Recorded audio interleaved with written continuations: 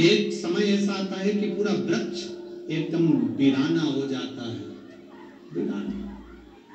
पर जो उसकी जड़ होती है ना, पत्ती कितनी भी गिर जाए, फूल कितना भी गिर जाए, जड़ अफसोस नहीं करती। उसको मालूम है अगर मैं हिम्मत करूंगी तो वापस पत्ती आएगी और वापस फूल आएगा, पत्ती भी वापस आएगी और फूल भी वापस आएगा। हिम्मत मत हारो। वृक्ष जड़ हिम्मत नहीं हारती, वो दबी रहती है, पानी लेती रहती है, आखिरी में उस पत्ती को वापस आना पड़ता है और फूल को भी आना पड़ता है और फल को भी आना पड़ता है। उसकी हिम्मत उसमें। कोई ने कह दिया तुम्हारी नौकरी नहीं लगेगी, कोई ने कह दिया तुम्हारी बीमारी ठीक नहीं होगी, कोई ने कह दिया तेरा लीवर कभी बेकार हो गया, ठीक नहीं होगा। इसमें लिखा उस बहन ने 5 साल लीवर बेकार और डॉक्टर ने कह दिया 2 से 3 महीने की जिंदगी, बस 3 महीना बहुत हो गया। तो क्या हम मान लेंगे कि हमें मरना है? हम मान लेते हम मर गए ना। इतनी जल्दी हिम्मत नहीं हारना। इतनी जल्दी अगर हिम्मत हार गए तो काहे की जिंदगी फिर आ गई। भटिंडा पंजाब की कथा से एक सीख लेकर जाना। भले मैं छोटा काम करूं, बड़ा काम करूं, पर मैं मेहनत करूंगा। दुनिया हंसेगी ना, हंसने दो। कुबेरेश्वर बाबा का नाम लेकर, कुबेर भंडारी का नाम लेकर इतनी मेहनत करूंगा कि एक दिन मैं भी अपना पत्र लिखकर व्यासपीठ पर भेजूंगा कि मेरा भी व्यापार मेरे बाबा ने संभाला। कर्जा हो गया, कई लोग कहते हैं मेरा बहुत कर्जा हो गया, मैं मर जाऊं तो अच्छा। काहे को मरना?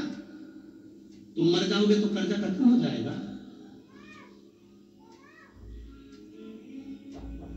फेल हो गए तो सोचा कि मैं मर जाऊं तो अच्छा। क्यों मरना?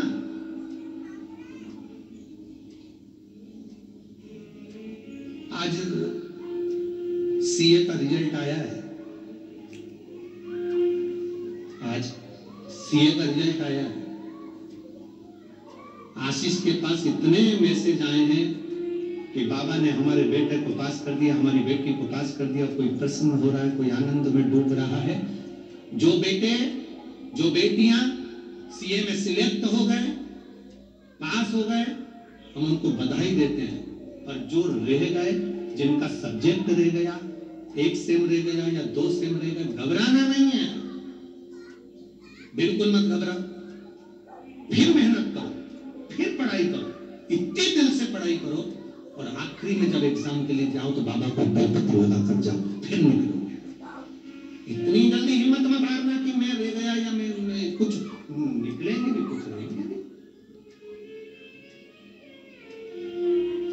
पेड़ वृक्ष की जड़ अगर सोच ले कि मेरे ऊपर फूल नहीं है, मेरे ऊपर पत्ती नहीं है, अब तो मैं रहूंगी तो अच्छा, सूख जाऊं तो अच्छा, नहीं। उसका बल देखिए, वापिस पत्ती लेकर आ जाती है, वापिस फूल लेकर आ जाती है, पानी को रखती है।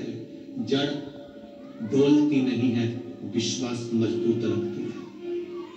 दुख आएगा, ऐसा संसार में कोई नहीं जन्मा जिसको दुख नहीं आएगा। भगवान राम जी की जिंदगी में दुख आया, बोलो आया कि नहीं आया? भगवान राम जी की जिंदगी में दुख आया। भगवान कृष्ण के जीवन में दुख आया, जन्म कहीं हुआ, पढ़े कहीं, राज कहीं का था, भागना पड़ा युद्ध का मैदान छोड़कर। दुख नहीं तोड़ गया?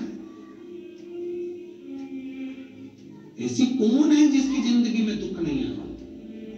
माता जानकी जी के जीवन में दुख था, माता रुक्मणी के जीवन में दुख था, राधा जी जिनका आप नाम स्मरण करते हो, क्या उनकी जिंदगी में दुख नहीं था?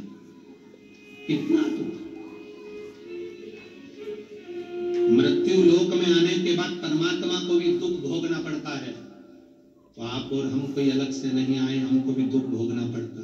बस इतना याद रखना, राम जी की जिंदगी में दुख आया था तो उन्होंने शंकर जी की पूजन करी थी, फिर लंका पर चढ़ाई करी थी।